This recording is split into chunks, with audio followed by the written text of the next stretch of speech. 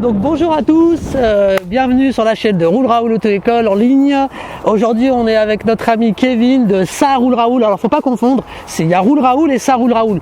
Donc pour tous ceux d'entre vous qui ont tapé sur Google Roule Raoul et qui sont tombés sur Ça Roule Raoul dans les résultats de recherche, ils ne font pas la même chose que nous.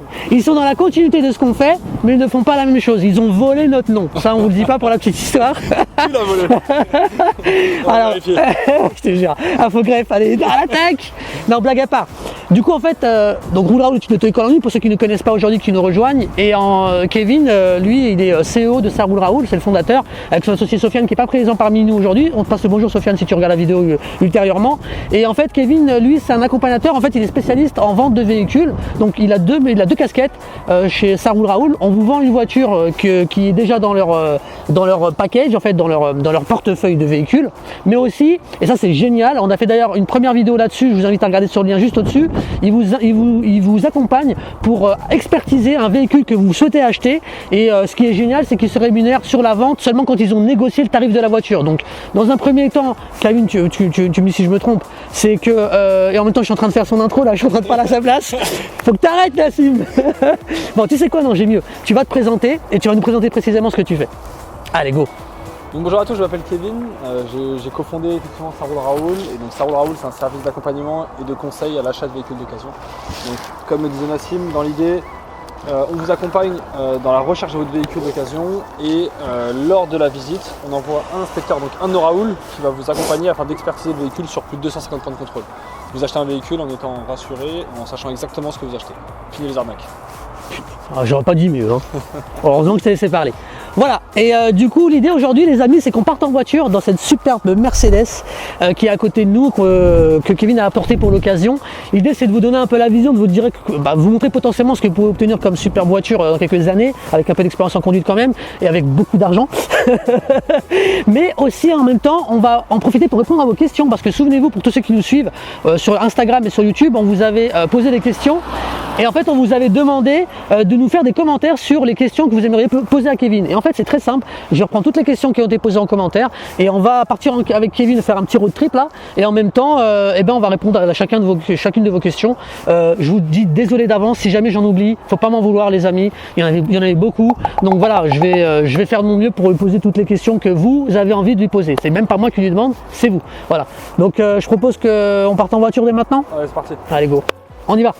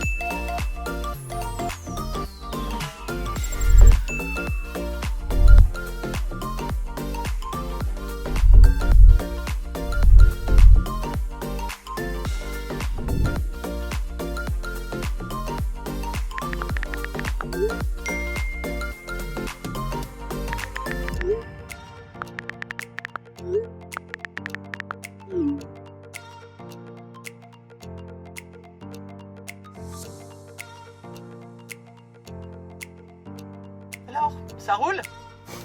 Ça roule. Génial, ok, les questions elles sont toutes là. Ah ben il y en a des trucs. Du coup, première question d'un de nos abonnés, c'est Soniv. Tiens, on reprend juste là. Soniv nous demande comment savoir si le kilométrage n'est pas trafiqué. Alors, comment savoir si le kilométrage n'est pas trafiqué? Alors, il y a beaucoup de choses. Aujourd'hui, vous avez le site du gouvernement, le gouvernement qui a sorti un site qui s'appelle Histovec, H-I-S-T-O-V-E-C. Ok, on l'écrira dans la vidéo, H-I-S-T-O-V-E-C. Ah la charmaque. C'est bon, t'as compris? Voilà. Là, on leur mettra dans la description de la vidéo le lien vers ce site-là, ouais, du coup. C'est ça, et du coup, avec les infos de la carte grise, vous avez les relevés kilométriques du véhicule. Ouais. En contrôle technique. Ouais. Donc là, ça permet de donner une indication. Ça marche. Et vous avez aussi des informations si le véhicule était importé ou autre. Ok, d'accord. Ok, super. Bon, bah, je crois qu'on a répondu à la question. Ouais, je vais t'en poser une autre, allez. Quels sont les points à vérifier? Wow. Il y a beaucoup de points à vérifier sur une voiture. Ouais. Ah, moi, je te pose la question, c'est Nolwenn qui nous la pose. Alors nous sur les véhicules déjà on contrôle plus de 250 points de contrôle. On a plus de 50 points de contrôle par véhicule D'accord. Donc il y a beaucoup de choses. Après je vous dirais déjà de vérifier tout ce qui va être l'état des pneus, du freinage, ce qui est facile à contrôler. Ça marche.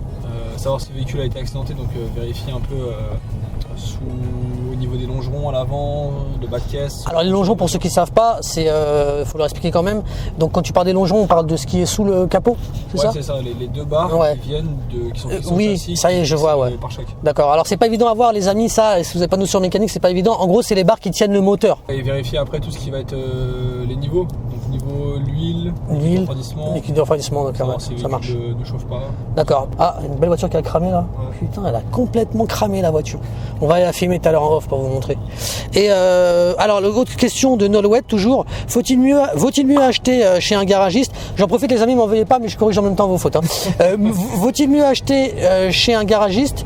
Mais d'ailleurs, je crois que c'est même pas une faute. Attends, on dit faut-il mieux acheter ou vaut-il mieux acheter? Est-ce que ça vaut? C'est valoir. Ouais, je crois. Hein. Mais t'es même pas à l'abri que c'est nous qu'on se trompe. Hein. Bon bref, c'est pas grave. C'est toi qui te trompe. C'est pas moi. Elle a écrit faut-il mieux. Moi j'ai dit vaut-il. Ah, je sais pas. Vogue. Bon bref. Faut-il mieux acheter chez un garagiste, concessionnaire en occasion ou chez un particulier? C'est la question qui revient très souvent, ça d'ailleurs. Ouais, c'est une bonne question. En fait, ça dépend ce qu'on recherche. Concessionnaire, c'est sûr qu'on achète le véhicule ils vendent pas tout, donc c'est pas pour tous les budgets, c'est pas pour toutes les bourses. Ouais. Vous allez payer plus cher avec un véhicule qu'ils ont en meilleur état généralement parce ça marche. Ils n'ont pas le droit de vendre des véhicules qui sont bof. Les garagistes, ça dépend lesquels. Encore une fois, il y a des garagistes qui sont très pros et c'est très bien. Après, si vous voulez faire, on ira à droite, s'il te plaît. La meilleure affaire, c'est le particulier. Particulier, ouais, ok, d'accord. En fait, ce que tu me dis si je me trompe, Kevin, mais en gros, chez le garagiste, on a la confiance, on a l'assurance d'avoir un véhicule qui est à peu près correct quand même. On n'aura pas de grosses surprises ou d'arnaques, parce que voilà, les garagistes, je crois que tu me dis, hein, mais ils doivent signer des attestations spécifiques. Enfin, ils ont des licences, ils peuvent pas faire n'importe quoi. Ils ont des garanties, ah oui, d'accord, c'est vrai, avec une assurance spécifique, c'est ça. C'est ça. Mais alors, on n'est jamais à l'abri après avec un garagiste. Oui, on peut avoir aussi des garagistes. Ouais. Faut se renseigner sur lesquels sont les plus fiables, etc. Ouais, peut-être en regardant sur Google les avis, peut-être, des choses comme ça, ou même le bouche à oreille. Enfin, moi, je pense qu'il n'y a pas mieux que le bouche à oreille de manière globale, de toute façon. Mal, ouais. Donc vraiment, renseignez-vous auprès de votre famille, les amis. Il n'y a pas mieux. Autre question, on va continuer sur celle d'Instagram. J'ai Abi Mombi qui me dit bonjour, combien de kilomètres maximum? Merci.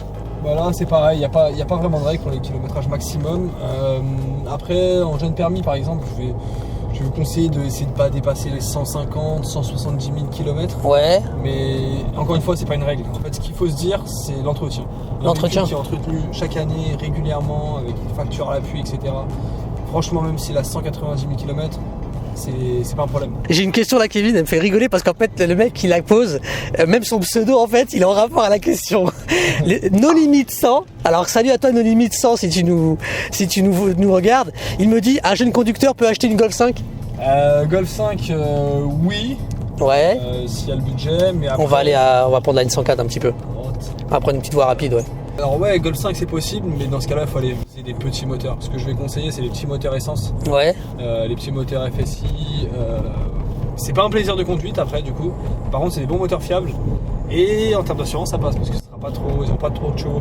Ah, ok, ça marche. Bon, bah écoute, je savais même pas, je croyais que t'allais me dire non, moi, carrément. Non, c'est possible. Après, tout dépend encore le budget. C'est des voitures qui ont déjà presque 20 ans, donc, ouais. Donc ça peut passer. Mais faut pas prendre les gros moteurs TDI 140. Ouais, 140 chevaux, ouais, des moteurs, ouais, je vois ce que tu veux dire. Ok, ça marche. Bon, bah écoute, No Limit 100, visiblement tu peux, c'est le cas. Donc t'as beaucoup de chance, profites-en, fonce. Surtout si t'as le budget. Voilà, mais sois très prudent derrière, bien entendu. J'ai Joe Beads Cosmétiques qui nous demande bonjour à vous, bah bonjour à toi, Jojo Beads. Quelle voiture en boîte automatique moins onéreuse qui consomme moins? Wow. C'est quoi le budget? Je vais commencer par là. Je te jure. Je sais vrai que c'est quoi le budget? Bah tiens, tu sais quoi, on donne un budget. Attention, surtout j'aurai à nouveau la question. Hein. Ouais, j'aurai à nouveau la question peut-être, mais en gros, si je sais pas, on va dire à 2000 euros, 2000, 2005. Je pense qu'à 1500, 1000 euros, c'est compliqué d'en avoir une, non? Ouais, ok. Allez, on va dire 2000, 2005. 2000, 2005. Moi, je vais conseiller les Renault Clio 2. C'est des bonnes voitures. Renault Clio 2 Ouais. D'accord, ouais. Renault Clio 2 en ouais. moto, c'est des bonnes voitures. 2000, 2005, on en trouve. Ouais. Une. Ouais. Mais pour le coup, c'est des bonnes voitures qui n'ont pas de soucis particuliers. Et après, les Peugeot 206 aussi. C'est des voitures qui ne vont pas trop consommer. En assurance, ça coûte pas très cher. c'est fiable, c'est des bonnes boîtes, c'est des vraies boîtes. Super, super. Voilà ce que je peux conseiller. Ok, bah écoute, c'est excellent. Quelle marque de voiture est la plus fiable pour une première voiture? Quelle marque de voiture? Il faut un budget. C'est trop compliqué. Pour 1000, 1500 et 2000. Ah. T'aurais une idée? Parce qu'en plus, je crois que sur Ça Roule Raoul, vous aviez fait un comparatif des voitures les plus fiables en fonction du budget, il me semble. J'avais vu passer ça sur votre chaîne Instagram. Alors on fait pas mal de guides d'achat. Ouais, voilà, c'était un guide d'achat, effectivement, ouais. Mais alors, pour les petits budgets, de toute façon, il faut rester sur de la française. On ne trouvera pas autre chose dans ce budget de 1000, 1500, 2000. D'accord. On ne trouvera pas autre chose que des véhicules français. Mais en fait, mon grand, sache que pour une voiture, 500 euros, ça fait aucune différence, quoi, limite. Très peu. Ouais. Franchement, c'est une voiture à partir de 2000 euros, là, il y a une différence. C'est ça, dans tous les 2000 euros, on peut estimer que tu peux avoir un modèle différent. Ouais, mais ça, en dessous, tu n'auras pas de différence. Hein. Ça, grosso modo, nous, on commence nos guides d'achat sur des véhicules à 3000 euros. Alors, même si on trouve à 2005, 2000, on peut trouver. Le guide d'achat, généralement, commence à 3000 euros. Et après, on passe directement, effectivement, aux 5000, comme tu disais. Ouais, ça marche. 5, 7000. Ouais, je vois le truc, ouais. Je vois le truc. Ne pas hésiter à aller. Si on a un petit budget, c'est pas grave. On peut trouver des véhicules pas trop kilométrés, en très bon état, mais il faut aller dans les véhicules plus anciens. D'accord. Typiquement, 1500 euros, je vais vous orienter vers une Peugeot 106. C'est des voitures qui auront presque 30 ans, mais elles sont fiables, c'est des bons moteurs et pas de soucis particuliers. Ouais, par là, c'est ça, super. Ah, ok, excellent. Comment savoir si on se fait arnaquer? Il y a tellement d'arnaques, c'est compliqué. En général, quand tu te fais arnaquer, je pense que tu ne sens pas forcément. C'est qu'après. C'est qu'après, ouais. Mais en fait, les types d'arnaques qu'il va y avoir, ouais, ça va être le kilométrage. Donc ça, on a déjà répondu. Faites attention à l'état d'usure si ça correspond. Mais renseignez-vous, n'hésitez pas à faire appel à des experts parce que c'est pas évident. Là, il est en train de faire sa pub. Non, je plaisante. Non, mais c'est clair que les amis, il y a un moment, clairement, il faut comprendre que on peut donner des informations, mais c'est grave. Mais se faire accompagner par un professionnel, c'est top parce que il va vous permettre, surtout qu'un professionnel comme Kevin et comme Ça Roule Raoul et les gens de ses équipes, c'est que vous allez pouvoir acheter un véhicule en toute connaissance de cause. Et l'idée, c'est d'être accompagné par un professionnel, c'est que en fait, vous vous prenez pas trop la tête sur cette partie-là de vérification, etc. Nous, on a l'exemple de quelques abonnés chez nous qui ont galéré avec leur voiture et puis voilà, ils ont acheté, mais ils se sont retrouvés avec des grosses galères, quoi, des voitures complètement flinguées, tu vois. On sortira ici à l'hippodrome. Mais voilà, en gros, faites super attention les amis, ce que je vous dis simplement, c'est qu'il faut être super vigilant, voilà. Je crois qu'on a terminé, hein. Est-ce qu'on a d'autres questions? J'ai à peu près les mêmes questions qui reviennent à chaque fois, donc ça qui est intéressant. Non, tout droit, t'embête pas, on va revenir au bureau. Est-ce qu'on dit comment cette petite Mercedes là? On va aller, non mais c'est ce qu'on va faire, vous savez ce qu'on va faire? On va aller expertiser cette petite Mercedes. Tu as ramené aussi une autre voiture, j'avais oublié. Ah ouais, mais j'avais carrément oublié. Donc l'idée les amis, on va expertiser, on a ramené une boîte manuelle, celle dans laquelle on conduit, la petite Mercedes. On va parler un peu de ce véhicule, on verra un peu les tarifications de ce genre de véhicule. On va approcher, je pense, les tarifications des grosses voitures, parce que c'est quand même une super voiture. Hein. Ah, ça compte, ouais, c'est entre 10 et 20 quoi. 10 et 20 ? Entre 10 et 20, le mec il t'a tendu une fourchette 10 000 balles. En précisant. Et l'autre c'était une quoi, pardon? C'est quoi l'autre voiture? C'est une petite Renault Clio 3, boîte automatique. Ah génial. Et elle est convertie à l'éthanol. Ah oui, tu m'avais raconté ça la dernière fois par. Je me suis dit, ça peut être une bonne occasion d'en parler. Donc là voici la voiture. Donc en gros, ça c'est avant, ce que tu vas avoir probablement en ayant le permis. Et ça c'est ce que tu auras après le permis. Enfin plus tard, beaucoup plus tard, quand tu auras un peu plus de thunes. C'est ce que je te souhaite en tout cas. Voire même mieux d'ailleurs. Hein. Voire même mieux. En tout cas ça c'est clair que c'est beaucoup plus confortable là-dedans que là-dedans. Mais en même temps ici c'est beaucoup plus puissant, beaucoup plus cher. Voilà, là maintenant c'est plus élevé que là. Comme promis, je te l'ai dit mon bichon, là maintenant on va regarder un petit peu cette voiture-là, la Clio 3. Et l'idée c'est d'expertiser cette voiture-là parce que c'est un candidat potentiel, je vais y arriver, pour l'acquisition de votre future voiture les amis. Pourquoi? Parce qu'elle est carrément dans le budget, justement. On va en parler. Du coup ouais, on est sur une Renault Clio 3 phase 1, modèle de 2006. Donc là elle a très peu de kilomètres, je crois qu'elle a 70 000 et quelques. Ah, va, donc là pour le coup ça va. En fait, c'est un bon modèle. Pourquoi j'ai ramené ce modèle? Parce qu'on le voit, il lui manque plein de cash, il a plein de petits défauts de carrosserie. Mais pour un jeune permis, quand on a un petit budget, parfois, faut pas trop rechigner. Mécaniquement, elle est nickel, c'est une boîte automatique, on verra l'intérieur après. Ça, c'est un véhicule qu'on trouve en moyenne. Pour avoir une belle Clio 3 en boîte automatique, il faut compter 5 000 euros. Ça, c'est des véhicules qu'on peut trouver à partir de 3 500 euros, je dirais. Donc 3 500, 4 000, 4 500. On a une belle Clio 3 boîte auto. Avec un peu de kilomètres ou avec une carrosserie un peu moyenne. Mais ce que je peux vous conseiller du coup, c'est que effectivement sur les jeunes permis, il manque 2-3 cash, il manque 2-3 petites choses, mais Pour le coup, voilà, c'est une très bonne voiture en jeune permis, boîte automatique. Donc l'intérieur, ce que je disais, une boîte automatique. Et là, ce qu'on voit, on peut filmer le pommeau de boîte auto, c'est une vraie boîte automatique. Donc c'est une boîte 4 rapports. Et du coup, comme je disais, c'est un moteur 1,6 litre 110 chevaux. Donc ce qu'on disait tout à l'heure, il faut faire attention sur le 110 chevaux, c'est grosso modo le maximum qu'on va recommander en jeune permis. Mais en boîte automatique diesel sur les jeunes permis, ça existe quasiment pas. Il y a des C3 en diesel. Ouais. D'ailleurs, j'en profite, les Renault Clio 3 en diesel boîte automatique, il y en a quelques-unes, mais c'est des boîtes robotisées, c'est plus des vraies boîtes automatiques. Je vous déconseille. En fait, les essences, c'est des vraies boîtes automatiques, les diesels, c'est des boîtes robotisées. Donc je vous conseille les Renault Clio 3 en essence. Non, c'est un bon véhicule. Après, dans les concurrents, on va avoir les Peugeot 207. Ouais. Peugeot 207, moi, ce que je vous conseille, à proscrire tous les moteurs où il y a écrit VTI, donc tous les moteurs essence en 207 et Citroën d'ailleurs, ils ont eu des gros problèmes de fiabilité. Donc tout ce qui est VTI, à proscrire. Celle-là, combien elle coûte concrètement là? Celle-ci, si elle doit être affichée demain, elle sera affichée à 4 000 €. Parce qu'elle n'est pas très bien en carrosserie, mais par contre elle a que 70 000 km. Donc voilà. Ça compense. Ça compense. C'est vrai que le kilométrage, un faible kilométrage, en fait en boîte automatique, un faible kilométrage, les amis, surtout en boîte automatique, c'est plutôt rare. Moi j'ai une question, moi c'est une question importante pour moi, donc je pense qu'elle va intéresser nos abonnés. Est-ce que tu peux me dire à partir de quel kilomètre franchement il faut éviter une boîte auto, il faut éviter de l'acheter? En fait c'est à peu près pareil, ça va être l'entretien qui va primer. Sinon moi je conseille de pas dépasser, comme je disais tout à l'heure, 150-170 000 km pour une première voiture, tant qu'elle est entretenue. Après, encore une fois, c'est toujours ça. Si l'entretien est régulier, etc. Il y a des. 120 000 km, il faut éviter quoi. 120 000, non, 120 000, ça peut être bien. Tu m'as dit combien? 150, 170. Bon, voilà, au moins on a un kilométrage limite. Ouais, voilà, moi ce que j'essaie de conseiller. D'essayer de ne pas dépasser. Bon, bah, je crois qu'on a terminé. Ouais. Il y a une chose où. Bah non, j'ai rien d'autre à rajouter là. Bon bah nous on a fini les amis, donc rappelez-vous que vous pouvez trouver un lien, 2-3 liens qui vont être intéressants, un autre lien qui va vous amener vers le site internet de notre ami Kevin et de Saroul Raoul.